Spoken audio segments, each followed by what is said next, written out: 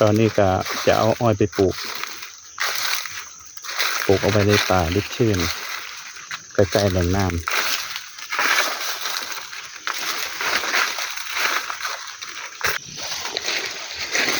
จะปลูกไว้ตรงนี้นี่เป็นน้ำซับเด้อจะขังอยู่ทั้งปีไม่แห้งจะไหลมาจากทางด้านนู้น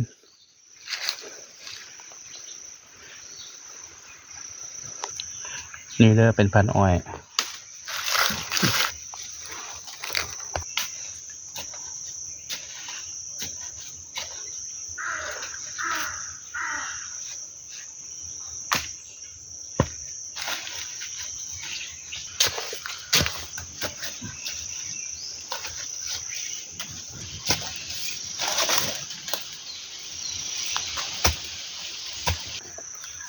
นี่ครับ